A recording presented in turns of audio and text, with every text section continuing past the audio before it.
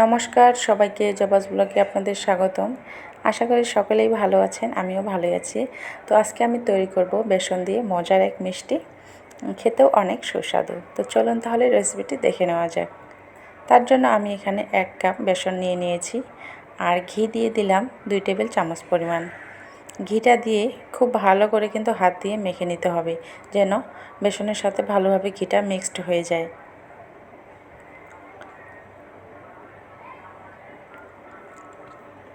তারপর আমি এখানে দিয়ে দেব 2 টেবিল চামচ পরিমাণ লিকুইড দুধ।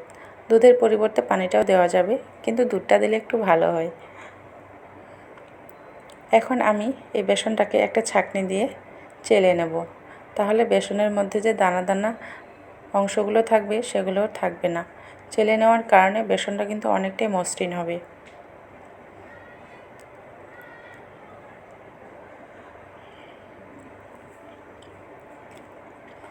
তো বেসনটা আমার চেলে নেওয়া হয়ে গেছে, আর দেখুন বেসনটা কিন্তু অনেকটাই মসৃণ হয়ে গেছে। এখন যেটা করব, আমি এখানে 4 টেবিল চামচ পরিমাণ ঘি নিয়েছি। ঘিয়ের সাথে কিন্তু আপনারা সাদা তেলটাও দিতে পারেন। তারপর বেসনটা দিয়ে দেব। ঘি আর বেসনটাকে ভেজে নেব। যদি ঘি না থাকে সেক্ষেত্রে সাদা তেল আর সামান্য একটু ঘি দিয়েও কিন্তু এটা ভেজে নেওয়া যায়। ঘিটা অবশ্যই দিতে হবে, ঘি না দিলে কিন্তু মিষ্টির ফ্লেভারটা ভালো আসবে না। তো এটা ভাজা হয়ে গেছে, এখন এটা সাইডে রেখে দেব। এখন আমি 1 কাপ চিনি দিয়ে দিলাম আর হাফ কাপ পানি। 1 কাপ চিনির জন্য কিন্তু হাফ কাপ পানি দিতে হবে। চিনিটাকে খুব ভালোভাবে একটু মিশিয়ে নিচ্ছি।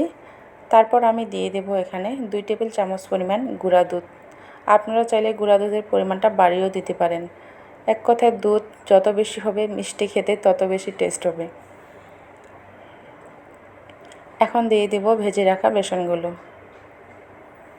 বেসনটা দেওয়ার পর খুব ভালো মতো করে আমি নেড়ে দিচ্ছি, আর এভাবে করেই বেসনটাকে ভেজে নিতে হবে। এক সময় এরকম পাতলা মনে হবে, কিন্তু এটা ভাজতে ভাজতে টাইট হয়ে যাবে।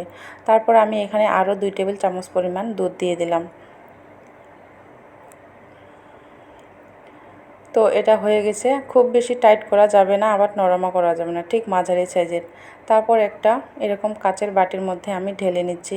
আপনারা চাইলে এখানে কাচের বাটি অথবা কেকের যে বাটিগুলো থাকে সেগুলোতেও নিতে পারেন। আর নিচে কিন্তু অবশ্যই ঘি অথবা তেল ব্রাশ করে নিতে হবে, নয়তো কিন্তু নিচে লেগে যাবে। তারপর আমি এভাবে হাত দিয়ে খুব সমান করে দিচ্ছি সাইডের অংশগুলো। এখন এটাকে আমি রেস্টে রেখে দেব 2 ঘন্টার জন্য। তো ফিরে এলাম 2 ঘন্টা পর। এটা অনেকটাই টাইট হয়েছে আর ঠান্ডাও হয়ে গেছে। এখন এটা আমি একটা ছুরি দিয়ে কেটে নিচ্ছি, আর উপরে একটু কাঠবাদাম কুচি দিয়ে দিচ্ছি। তো দেখুন মিষ্টিগুলো কেমন হয়েছে। আর আমার এই রেসিপিটি যদি আপনাদের ভালো লেগে থাকে তাহলে অবশ্যই লাইক কমেন্ট শেয়ার করে দিবেন। আর যারা ফেসবুক পেজ থেকে দেখতেছেন তারা অবশ্যই পেজটি ফলো করে দিবেন। আর যারা ইউটিউব থেকে দেখতেছেন তারা অবশ্যই আমার চ্যানেলটিকে সাবস্ক্রাইব করে দিবেন। সবাইকে ধন্যবাদ আমার ভিডিওটি দেখার জন্য। সবাই ভালো থাকবেন, সুস্থ থাকবেন।